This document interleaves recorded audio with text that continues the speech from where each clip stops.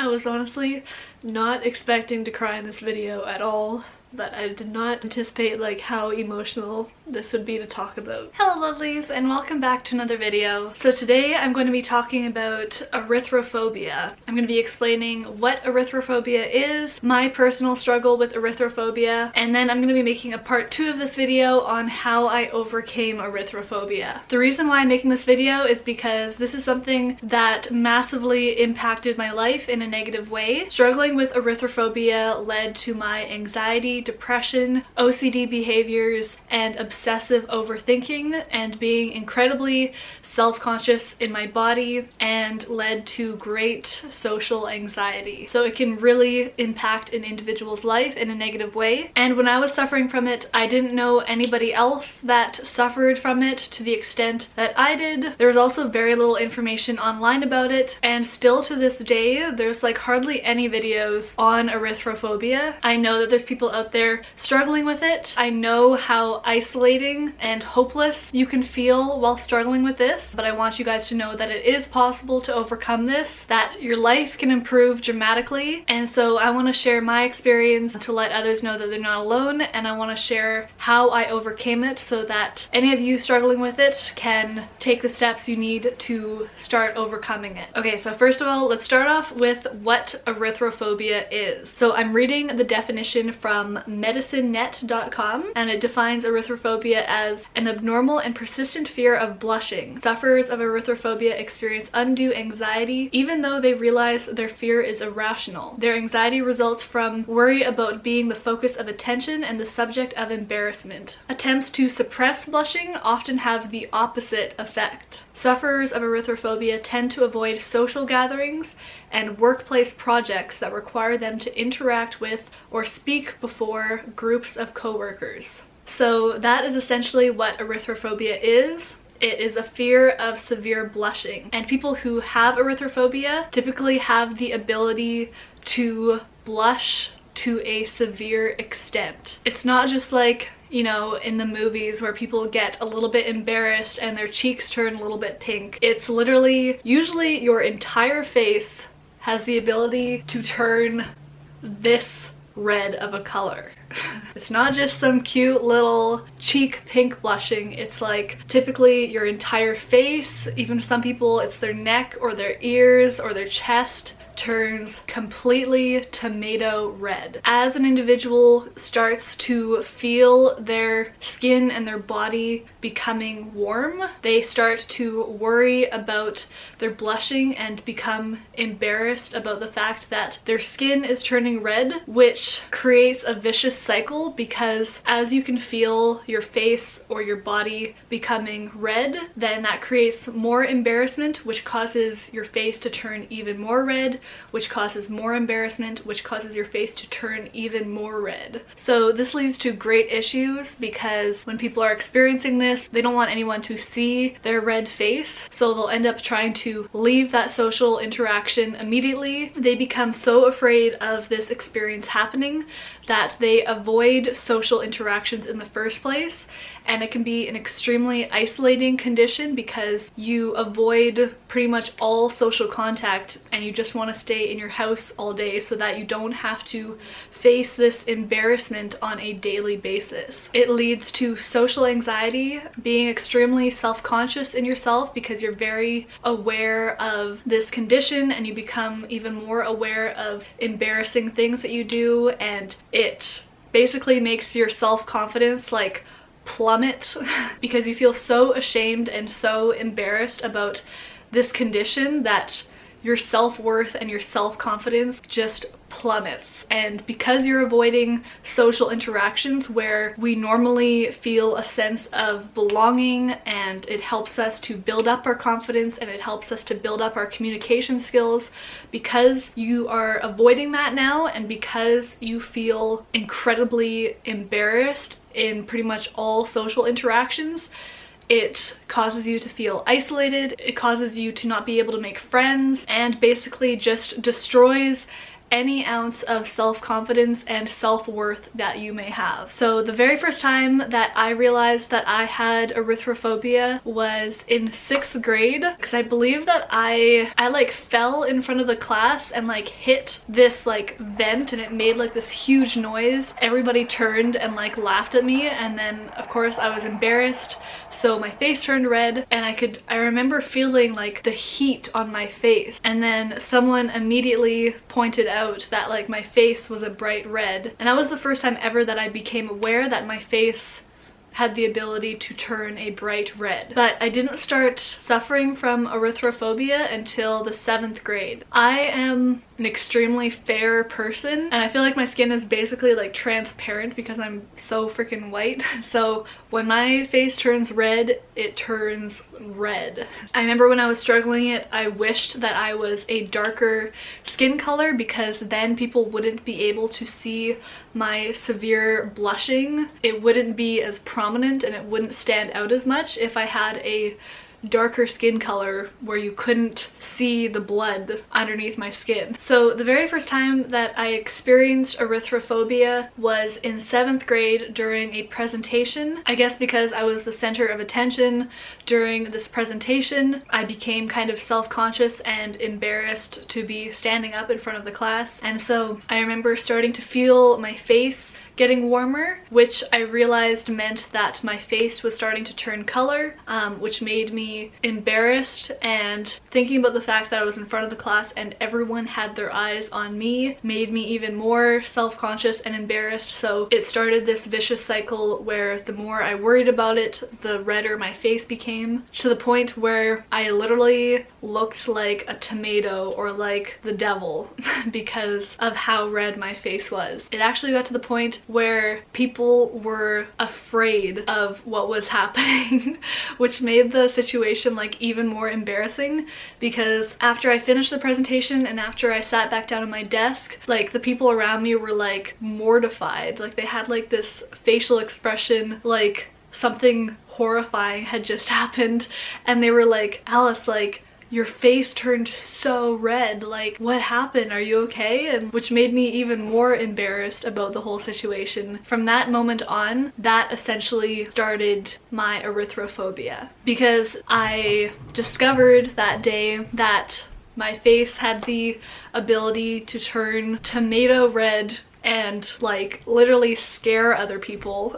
And I was absolutely mortified from that experience, and I was horrified that it could happen again. So I started becoming really worried about it happening again, and as I thought about it, the worse it became. The experience of erythrophobia is exactly the same as saying to someone, "Don't think of a pink elephant." If you're constantly saying to someone, "Don't think of a pink elephant," the thing that they're going to be thinking about is a pink elephant. So it's the exact same thing with erythrophobia. It's if you're constantly worried about blushing, you're constantly thinking about it, then your face is basically always on the verge of turning red, and as it starts to turn red, then you get embarrassed about it, which makes it turn even more red, which makes you think about it more, which makes it turn more red, and just is a vicious cycle, and it's absolutely a horrible experience. It's such a weird experience because even being in like a cold room, my body had the ability to get so hot to the point that I remember wishing that I could just like jump into like a bucket of ice water because of how hot I was. I remember so many times we could be in like a freezing cold room and I would never ever be wearing a jacket because my face was like always on the verge of turning red, so my body temperature was always so hot. And I remember always wanting to be as cold as possible. So I remember here where I live in Canada, it gets really cold in the winter, and I'd always walk to school, and always in like the last 10 minutes of walking to school, I'd always like unzip my jacket and try to get as cold as possible so that I could be cold for the day, because that somewhat helped me to prevent my face from turning red, because I felt like if I was cold, then that was going to be less likely to trigger my face turning red, because if my body temperature was cold, it wouldn't feel like I was about to turn red. So it really eased my anxiety around blushing. But my erythrophobia got so bad. Sorry. I really haven't talked about this in a long time, and it's just really difficult to put myself back in the place that I was at that time. And it's something that I struggled so greatly with for at least 5 years of my life, and I believe that it's something that really played a huge role in me developing my eating disorder. I remember literally it got so bad to the point that I was crying every single day after school, and I developed really bad depression grade 8, grade 9, and grade 10. And I remember literally telling my parents like every single day that I just wanted to kill myself. Like, it just was not worth living through this every single day, because it was like literally so mentally exhausting dealing with this on a daily basis, being absolutely mortified and embarrassed every single day of my life, dealing with the constant mental dialogue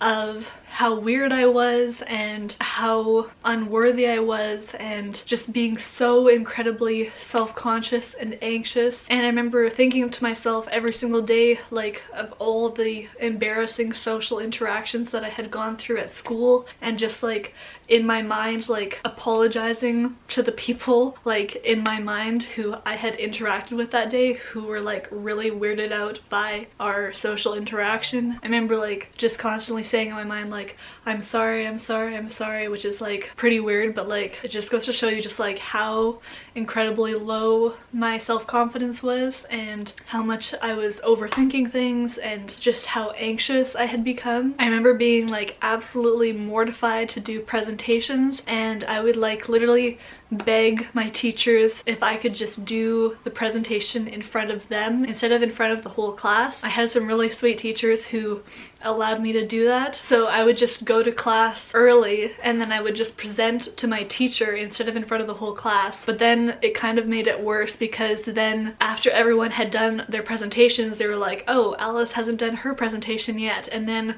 of course all eyes would be on me and my face would turn bright red, and then my teacher would explain like, oh, Alice already did her presentation. But then that of course made me even more embarrassed, because that made me even more the center of attention and made people think even more like how different and weird I was. So yeah, it's something that was pretty much on my mind all day during school or when I was in a social situation. So even when I was just sitting in class and absolutely nothing was happening, even when like no eyes were on me, my face would still turn red because I was worrying about it, and I was worried that other people were going to turn and look at me and think like, what's wrong with her? Like, why is her face turning red? And so like I was just way overthinking things and just became so hyper aware of this condition. And yeah, my face would just turn red at any point when I was thinking about it. And it caused me to literally not want to talk to anyone, because if I started a conversation with someone, I would feel like I was stuck there, and so I wouldn't want to start conversations with anyone in the first place. So I became very quiet and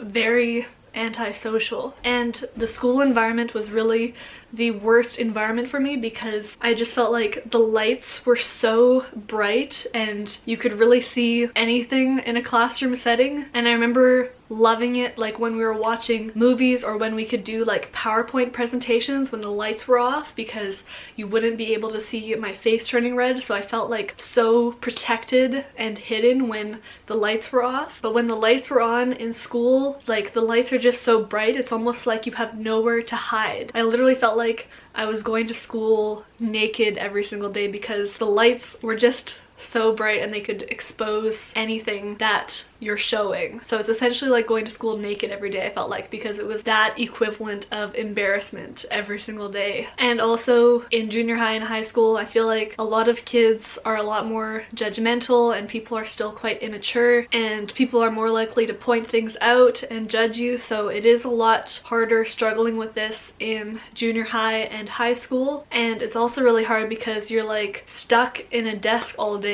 or you're stuck doing presentations in front of the class, and you really feel like you have nowhere to go and that you're just exposed at all times. Something that started happening in grade 9 was I started experiencing dissociation, like out-of-body experiences because the experiences were just so incredibly, this might sound like absolutely ridiculous to you guys who have never experienced this before and are just like blushing, like what's the big deal about blushing? But like if you've experienced it before, you know how like life-ruining it can be and like how mortifying it is. But I started experiencing dissociation in grade 9 where I really felt like I was leaving my body because the experiences were so traumatic for me that I felt like I couldn't handle being in my physical body anymore. So I remember starting to experience dissociation or depersonalization every single day where I began to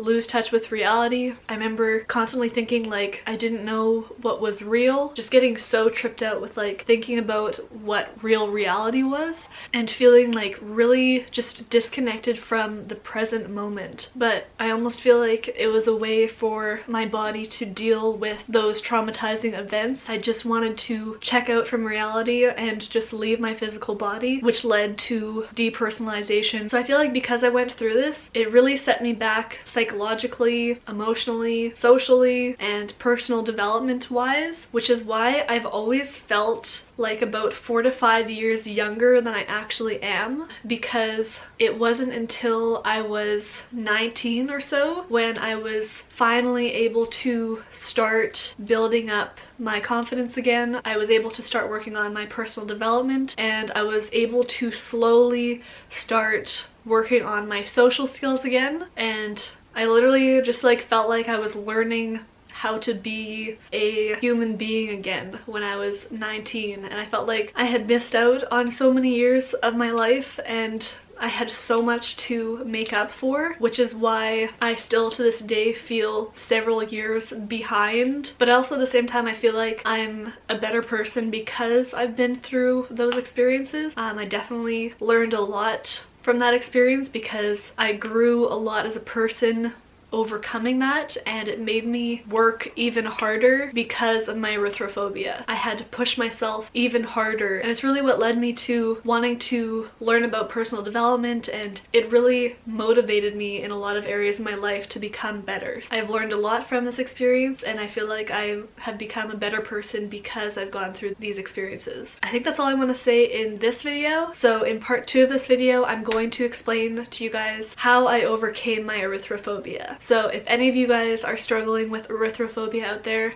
I totally feel for you and I understand what you're going through, and just know that it's 100% possible to overcome this and your life can get so much better. Sorry I got so emotional in this video. I know a lot of you guys are probably thinking like, why is she so upset about this? Like, why is she so emotional about blushing? But for those of you guys who have experienced this to the extent that I have, you understand how horrible it can be and the great impact that it can have on your life. So yeah, let me know in the comments down below if you guys have experienced this, or if you know anybody that is going through this. Feel free to share this video with anybody that you know is struggling with this so that they know that they're not alone. So anyways, I hope you guys have a beautiful rest of your day. Don't forget to be kind to yourselves, and until next time, peace out guys. Bye.